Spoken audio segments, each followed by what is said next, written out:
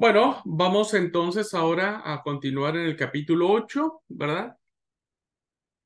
Capítulo 8, vamos a retomar y vamos a leer pues del 1 al 3. Vamos a leer Hechos 8 del 1 al 3. Si alguien quiere leerlo, por favor, esta porción, Leo, pastor. por favor. Lleva como título La persecución dispersa a los creyentes. Ese día comenzó una gran ola de persecución que se extendió por toda la iglesia de Jerusalén, y todos los creyentes, excepto los apóstoles, fueron dispersados por las regiones de Judea y Samaria. Con profundo dolor, unos hombres consagrados enterraron a Esteban. Saulo iba por todas partes con la intención de acabar con la iglesia. Iba de casa en casa y sacaba a rastras tanto a hombres como mujeres y los metía en la cárcel. Muy bien, gracias. Bueno, ¿qué vemos acá? Estamos viendo un preámbulo, ¿verdad? De lo que va a pasar ahora para justificar la presencia de Felipe en una región de Samaria. Bueno, lo que ha hecho Lucas aquí en estos versículos es unir cuatro noticias que en parte se repiten y en parte se contradicen, ¿no? Cuatro noticias. La primera es que ante la gravedad de la persecución, todos, menos los apóstoles, se dispersan por el país. Es la primera noticia que nos plantea Lucas. La segunda noticia es que algunos entierran a Esteban y le dedican un funeral solemne. La tercera noticia es que uno de los perseguidores que aparece de escena, llamado Saulo, entra en las casas y mete a la gente en la cárcel. Y la cuarta noticia es que los dispersados recorren el país anunciando la buena noticia. Básicamente serían las cuatro de manera como están enumeradas o como están planteadas en Lucas, serían las cuatro noticias, ¿verdad? Ahora, si nosotros hiciéramos una lectura crítica de estas cuatro noticias, encontraríamos ciertas contradicciones, ¿no? La primera contradicción que sería, es decir, si todos habían huido, ¿verdad? ¿Quiénes entierran a Esteban? Porque dice que solamente se quedaron los apóstoles. Los demás salen del país. Pero en la segunda noticia dice que algunos se quedan para enterrar a Esteban. La pregunta es quiénes entierran, quiénes organizan el funeral de Esteban.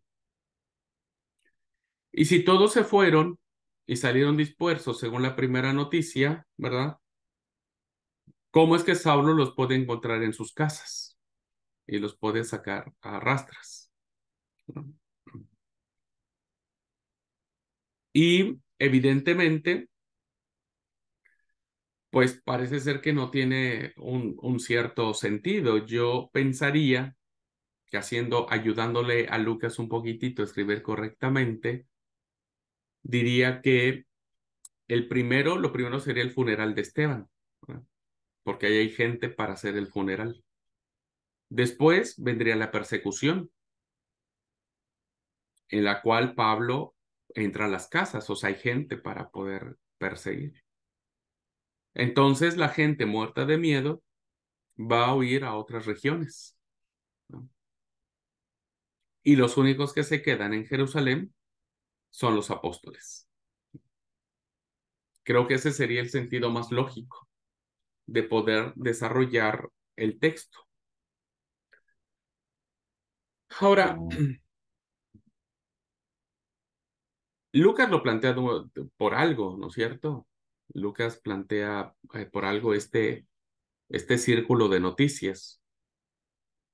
Y al inicio, en el versículo número 2, Creo que sí es el 2.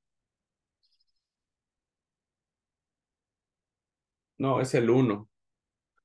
Es el uno, dice, eh, Saulo consentía en su muerte. En aquel día hubo una gran persecución, ¿verdad?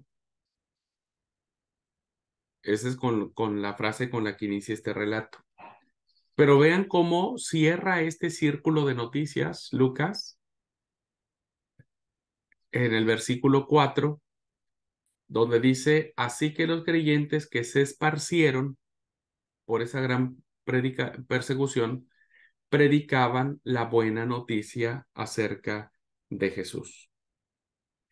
Realmente lo importante del punto no es que Lucas haya hecho mal acomodo de cómo deberían escucharse de manera lógica las noticias, sino que él plantea que en medio de estos sucesos que él nos está diciendo, este, lo importante es reconocer que los cristianos predicaban la buena noticia de Jesús.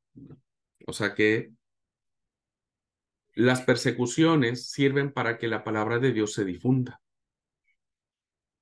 Este es un tema muy interesante, queridos alumnos, porque eh, se ha comprobado que en las persecuciones es donde la iglesia ha crecido más. La muerte de los mártires, la sangre de los mártires ha sido un terreno muy fértil para que la semilla del evangelio se propague, ¿verdad?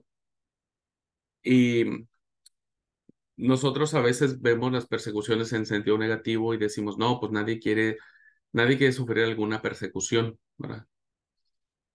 Pero viéndolo desde el punto de vista de Lucas, pues si a Jesús lo persiguieron, queridos alumnos, pues es lógico que la iglesia también tiene que ser perseguida, o sea, nosotros, ¿no? Y si su muerte sirvió para salvarnos, la muerte de Jesús, pues nuestras persecuciones deberían también servir de algo. Y en este caso lo que vemos es que esta persecución sirvió para que se predicara la buena noticia de Jesús, ¿no? Así que bueno, es más o menos cómo se entendería este párrafo, ¿verdad? Este, cómo la persecución no debería asustarnos, aunque a muchos asustaría, pero en términos del Evangelio es la única forma que se tiene para crecer. ¿Vieron? Cuando uno está reacomodado en la iglesia, uno tiene aire acondicionado, uno tiene servicio de portería, nos atienden re bien, el sermón es lindo, nos hablan siempre de la prosperidad, de las bendiciones de Dios. Bueno, no es que crezcamos tanto, ¿no? Sino básicamente es en la adversidad. Bueno, pasamos ahora al punto de Felipe. Alguien que lea, por favor, a partir del versículo 4 y ahora hasta el 11. Del 4 al 11, por favor, si alguien quiere leer. Betty, ¿usted tiene la lectura a mano o no? Sí, sí, Bueno, ¿quiere, hermano. quiere leer para nosotros, por favor? Versículo Muy 4 bien. al 11. Bueno, ahí va. Pero los que fueron esparcidos iban por todas partes anunciando el Evangelio. Entonces Felipe descendió a la ciudad de Samaria, le predicaba a Cristo y a la gente. Unánime escuchaba atentamente las cosas que decía Felipe, oyendo y viendo las señales que hacía, porque de muchos que tenían espíritus inmundos salían esto dando grandes voces y muchos paralíticos y cojos eran sanados. Así que había un gran gozo en aquella ciudad. Pero había un hombre llamado Simón que antes ejercía la magia en aquella ciudad y había engañado a la gente de Samaria, haciéndose pasar por algún grande. A este oían atentamente todos, desde el más pequeño hasta el más grande, diciendo, este es el gran poder de Dios. Y le El, to- estaban atentos. ¿Cómo? ¿Hasta ahí? No, no, hasta el 13, por favor. Bueno, y estaban atentos porque con sus artes mágicas les había engañado mucho tiempo. Pero cuando creyeron a Felipe, que anunciaba el Evangelio del reino de Dios y el nombre de Jesucristo, se bautizaban hombres y mujeres. También creyó Simón mismo, y habiéndose bautizado estaba siempre con Felipe, y viendo las señales y grandes milagros que se hacían, estaban atónitos. Muy bien, gracias, Betty. Bueno, ¿qué nos encontramos aquí, queridos alumnos? Bueno, nos encontramos igual. ¿Vieron? Se dieron cuenta que Felipe, al igual que Esteban, hace milagros, solo que Felipe le supera a Esteban, porque incluso echa fuera demonios, ¿verdad? Muchos espíritus malignos fueron expulsados, los cuales gritaban cuando salía de sus víctimas. Muchos paralíticos o cojos fueron sanados.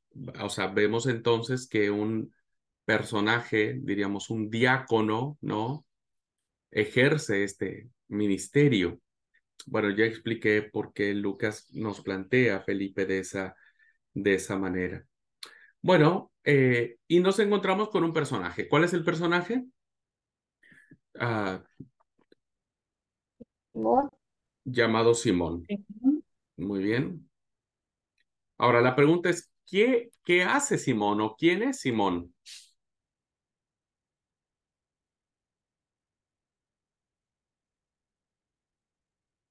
Es un mago. Ok.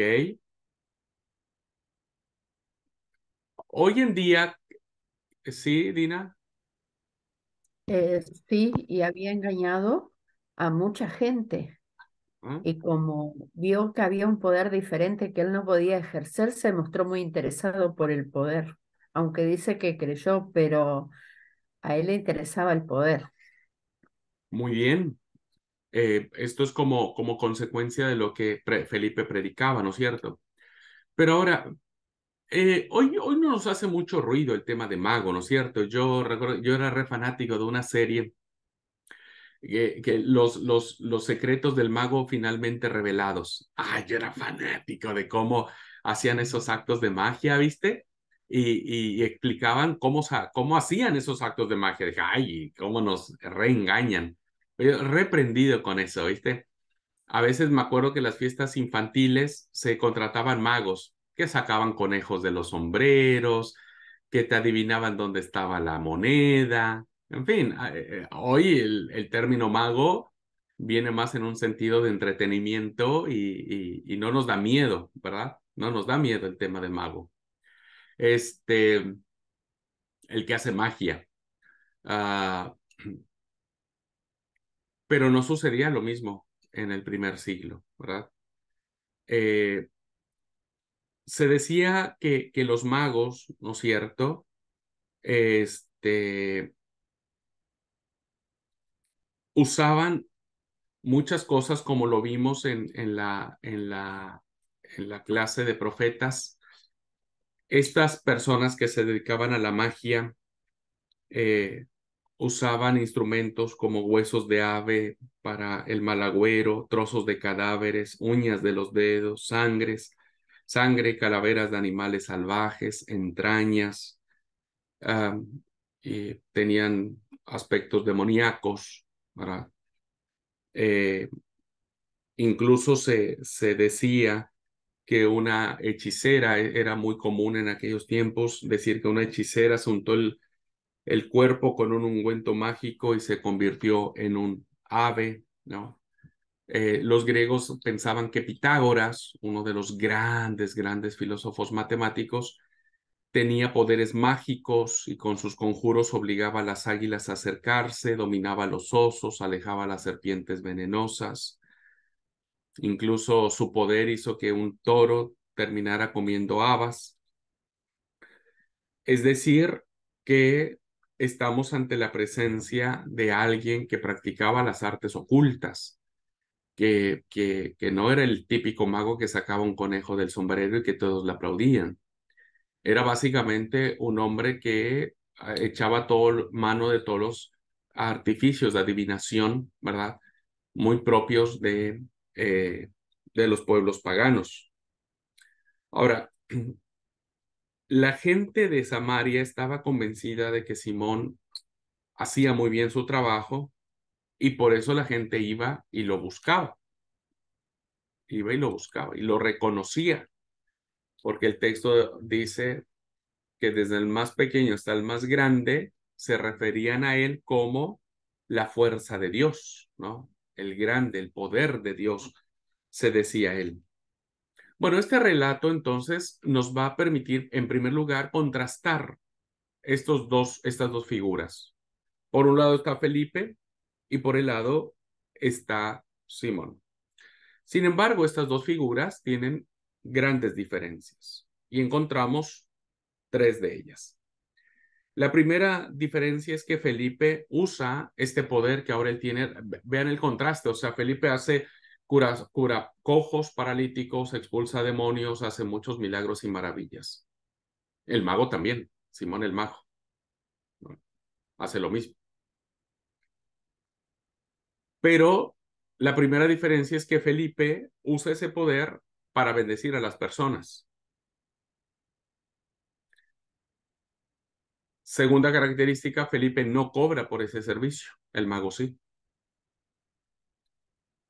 Y la tercera es que el mensaje de Felipe trae alegría a la ciudad, trae salvación, trae vida, porque trae la buena noticia. Así que el hecho de que este relato nos plantee cómo una persona que ejerce este poder de magia, ¿verdad? Que vive de eso, que tiene cierto lugar de dominio público o de reconocimiento público, pudiese aceptar la fe en Jesucristo cuando son dos mundos diferentes, son dos aspectos totalmente diferentes, el que utiliza Felipe y el que utiliza el mago. Felipe entonces, según Lucas, se convierte en un tipo de Jesús y de Pedro, porque Jesús expulsaba demonios y Pedro curaba a los lisiados. Y al parecer lo hacía con bastante frecuencia. Pero Felipe no llegó a tanta importancia como el apóstol Pedro, y ahora lo vamos a ver. Bueno, algo que es muy sorprendente de esto, antes de seguir en esta alusión de Felipe y de Simón el Pago, porque después vendrá la reprimienda que hace Pedro a este personaje, algo que llama mucho la atención, queridos alumnos, es que Felipe haya bajado a la ciudad de Samaria. ¿Por qué creen ustedes que esto haya sido eh, un punto importante? Hay dos razones, ¿verdad? ¿Cuáles serían? ¿Por qué Felipe va a la ciudad de Samaria?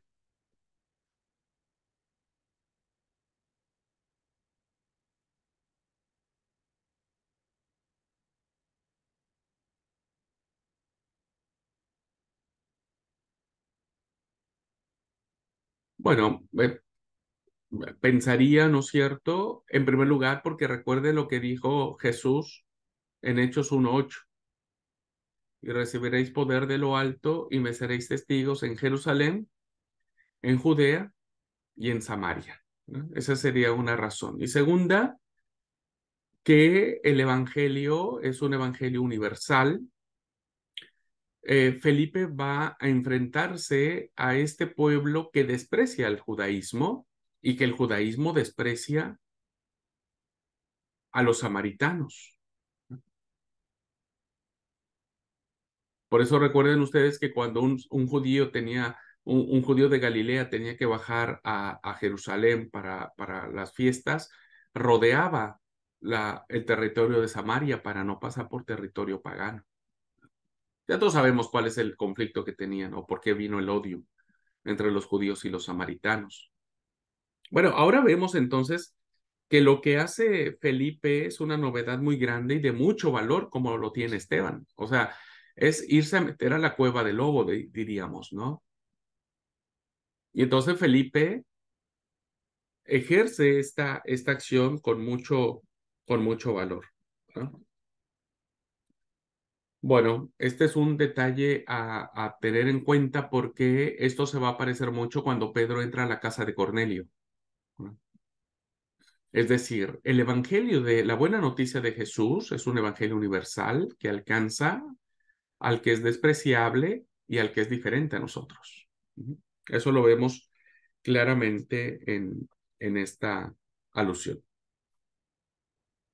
Bueno, vamos a seguir adelante para ver un poco el tema de Simón el Mago. Alguien que lea, por favor, del versículo 14 al versículo 25. Leo en NBI. Dice, cuando los apóstoles que estaban en Jerusalén se enteraron de que los samaritanos habían aceptado la palabra de Dios, les enviaron a Pedro y a Juan. Estos, al llegar, oraron por ellos para que recibieran el Espíritu Santo, porque el Espíritu aún no había descendido sobre ninguno de ellos. Solamente habían sido bautizados en el nombre del Señor Jesús. Entonces Pedro y Juan les impusieron las manos y ellos recibieron el Espíritu Santo. Al ver Simón que mediante la imposición de las manos de los apóstoles se daba el Espíritu Santo, les ofreció dinero y les pidió: denme también a mí ese poder para que todos a quienes yo les imponga las manos reciban el Espíritu Santo. Que tu dinero perezca contigo, le contestó Pedro, porque intentaste comprar el don de Dios con dinero. No tienes arte ni parte en este asunto, porque no eres íntegro delante de Dios. Por eso, arrepiéntete de tu maldad y ruega al Señor. Tal vez te perdone el haber tenido esa mala intención. Veo que vas camino a la amargura y a la esclavitud del pecado. Rueguen al Señor por mí, respondió Simón, para que no me suceda nada de lo que han dicho. Después de testificar y proclamar la palabra del Señor, Pedro y Juan se pusieron en camino de vuelta a Jerusalén y de paso predicaron el evangelio en muchas poblaciones de los samaritanos. Amén. Muy bien, gracias. Bueno, dos cositas vemos aquí, para apuntalar, más allá de lo que ustedes puedan ver también. Lo primero, hermanos, es que uno pensaría que el tema principal aquí es el hecho de Simón el Mago. Es una narrativa muy grande, pero podemos concluir diciendo que efectivamente Simón nunca se convirtió a Cristo realmente, nunca se entregó a él de manera completa y total. Y por lo tanto, creo que Lucas, cuando nos platica sobre Simón, es para prevenirnos de este pecado. Mucha gente está tentada hoy a comprar, ¿verdad? Hoy lo vemos claramente en muchas teologías, en donde hoy parece ser que la gracia tiene precio y tiene un valor, ¿verdad? Que pagándolo lo podemos tener. Pienso que en esta apreciación que hace Pedro de reprenderle y demás, pues se deja ver que la verdadera motivación de Simón no era Jesús, sino su ansia de poder, como un personaje dominante en la ciudad o en la región de Samaria o en la ciudad de Samaria. Y lo segundo que me parece importante, queridos alumnos, es, alguien había hecho una observación clases atrás que tiene que ver qué es primero, el bautismo y luego la imposición de manos para recibir el don del Espíritu Santo, o primero es la imposición del Espíritu, las manos y después la imposición del Espíritu Santo. Tienen que ir de manera unida, de manera inmediata. Cuando nosotros vemos aquí, dice que cuando llegaron, Pedro y Juan oraron por los nuevos creyentes para que recibieran el Espíritu Santo. El Espíritu Santo todavía no había venido sobre ninguno de ellos porque solo habían sido bautizados en el nombre del Señor Jesús. Entonces Pedro y Juan impusieron sus manos para los creyentes y recibieron el don del Espíritu Santo. Creo que la distinción entre bautismo y el don del Espíritu Santo es un punto central porque lo vamos a ver igual en la narración de Cornelio, de Pedro y de Cornelio, ¿verdad? Entonces, lo que vemos aquí es que las personas primero se bautizaron en el nombre de Jesús. ¿Cuánto tiempo pasó para que recibieran el don del Espíritu Santo? No sabemos, pero no fue de manera inmediata. Hoy en día, cuando alguien se bautiza, ¿no es cierto? Después de que se secan y se cambian de ropa, hay un momento en donde el pastor, el presbítero, impone las manos para que los recién bautizados reciban el don del Espíritu Santo.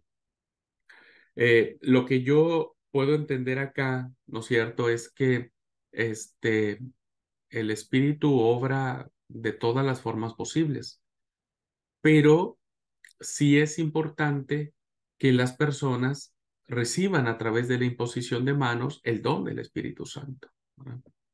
Eso es importante, es fundamental, porque a partir de allí la persona puede trabajar en favor del reino de Dios, ¿verdad? Ahora, ¿qué es lo primero y qué es después? Primero hay que bautizarnos y después recibir el don del Espíritu Santo, según este relato, sí. Según el relato de Pedro en Jerusalén, sí. Pero según el relato de Cornelio, no. No. Porque en el relato de Cornelio, primero desciende el Espíritu Santo y después la gente se bautiza. Entonces, con estos ejemplos, vemos claramente que el Espíritu obra como quiere, ¿verdad? No hay decir, bueno, primero sí o sí hay que bautizarse y después reciben el don del Espíritu Santo o al revés. Es un dato muy interesante que aparece en estos relatos, ¿no es cierto?, de Hechos, perdón, de los samaritanos y de Pedro con Cornelio, ¿no? Así que este es un relato en donde vemos entonces que hay este acercamiento entre judíos y samaritanos como un aspecto, como una forma de tener este contacto y esta unidad y esta salvación universal, ¿verdad? Esta salvación universal. Bueno, sería la apreciación que yo tendría sobre este pasaje de Felipe llegando a Samaria. Una consulta. Sí, Liti. ¿Qué entendemos de Simón el Mago? Si si esa expresión era verdadera o no, ¿qué hace él? Oren por mí, exclamó. ¿Será que fue verdadera, no? De que todas esas cosas que ellos decían de él, que no lo sucedan. ¿Será que el arrepentimiento era verdadero? Porque después no nos dicen más nada de Simón. ¿Qué final podemos imaginarnos de este Simón, del Eh, mago? Realmente la respuesta tendría una carga de duda muy fuerte. A ver, porque tendríamos los dos escenarios. El primer escenario sería que él realmente sintió la palabra de los apóstoles y verdaderamente se arrepintió y pidió esta intercesión, ¿verdad?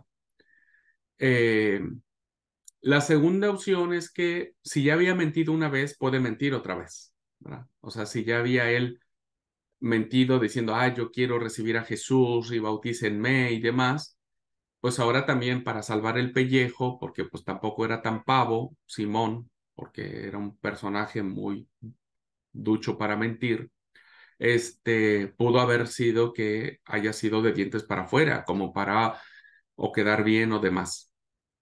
Yo me inclinaría por la primera, ¿verdad? Yo me inclinaría porque Simón el Mago reconoció y pidió esta intercesión por parte de los discípulos. ¿Por qué lo digo? ¿No es cierto? ¿Por qué pienso? Porque creo que la palabra tiene poder en sí misma, ¿no? Lo que le dice Pedro es producto de la palabra. Entonces, la palabra que viene de Dios siempre trae efecto, siempre rompe la peor piedra, siempre atraviesa la más grande montaña. Entonces, lo que le dijo Pedro, pues no es cualquier cosa, ¿no es cierto? Y entonces la palabra que le dice Pedro, arrepentite de tu maldad, ora al Señor, tal vez Él perdone tus malos pensamientos. Pedro le avienta el balón a su cancha y dice, vos orá, ¿verdad? Vos orá y pedile vos a Dios. Pero la respuesta es, no, yo no puedo, no, no me siento digno, oren por mí, no me pasen esta responsabilidad. Pensaría yo, esto es una interpretación mía, que Simón terminó aceptando su fracaso, su mentira. No sabemos qué pasó con él después, si se convirtió o no, pero yo siento que el efecto de la palabra que Pedro dijo en ese momento hizo temblar su corazón. Entonces siento que su respuesta fue genuina. Ahora, ¿qué pasó después? No sé, pero siento que fue una respuesta genuina. No sé si hay algún comentarista, algún libro hable sobre eso, no lo noté. Eh, yo solamente hablar de la experiencia de Simón el Mago era que Dios nos libre de este pecado de querer comprar el don del Espíritu Santo. Permiso. Sí. Y adelante, adelante, hermanos. No. Bueno, solamente quería yo comentar algo respecto de lo que Liti decía, porque yo viendo acá algunos comentarios en dos versiones, comenta algo muy curioso que dice que existe el término de simonía que quedó adjudicado después de este suceso que se tiene con Simón y que se aplicaba en esa época para como este, esta forma de proceder, ¿no? De él se le asigna el término de simonía a todo lo que tenía que ver cuando alguien quería comprar o hacer algún tipo de trato eh, de las cosas santas, de lo que tenía que ver con la iglesia, de un puesto, un lugar. Y pensando en lo que vos decías, no se sabe, pero sí quedó.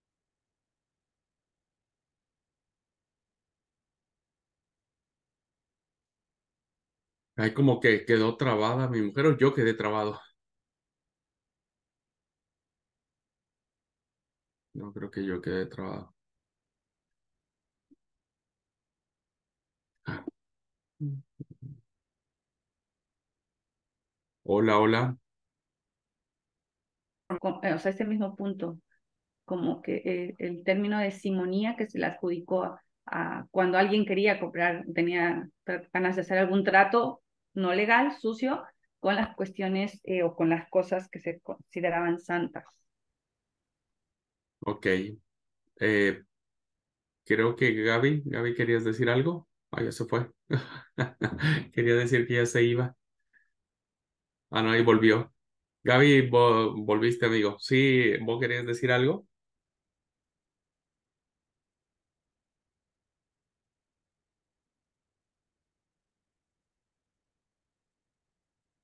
Hola, Gaby.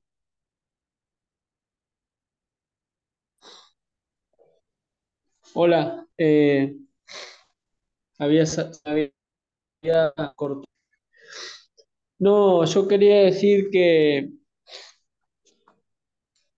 como que Simón quería comprar la salvación o el don.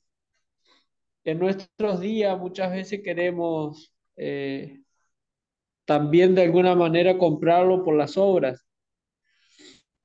Yo al principio, cuando entré a la iglesia, que quería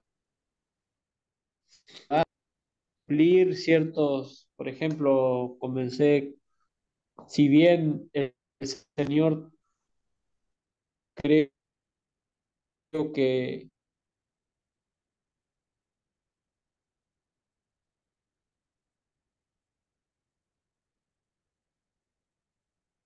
corazón, pero pensé que hace nueva, los miedos que están de años, como que quieren que las, digamos, comenzar a hacer obras que como que si toda la vida estuvieron dentro de la iglesia y por ahí no está la paciencia de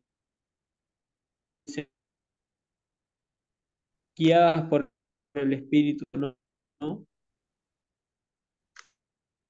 Sí, se cortaba un poco tu comunicación, amigo, pero entendí que lo que vos decías hoy en día a veces entendemos que podemos comprar la gracia a través de las obras, ¿no es cierto? Y no por la guianza del Espíritu Santo. Y mucha gente hacía un pacto de si el término que decía ver, no recuerdo si moníaco o demoníaco, de querer comprar la salvación por nuestras obras y que evidentemente pues eso a la larga ha demostrado que no funciona, ¿no? Hoy hay muchos estos rasgos de querer congraciarse con Dios con ofrendas, sacrificios, mandas, promesas, etcétera. Muy bien. Mucha gente solo quiere en el poder, sí, muy propio de la simonía, muy propio, ¿no? De pedir el poder. Ahora, la pregunta de Liti es muy interesante. ¿Qué pasó con Simón? ¿Se arrepintió o no? Hay comentaristas que no. El que tengo acá, Bruce, dice que no se, que se nota que no se arrepintió él. Eh, el comentario que tengo aquí en la NTV comenta que sí, que pudo haber sido este círculo que todos tenemos, ¿no es cierto?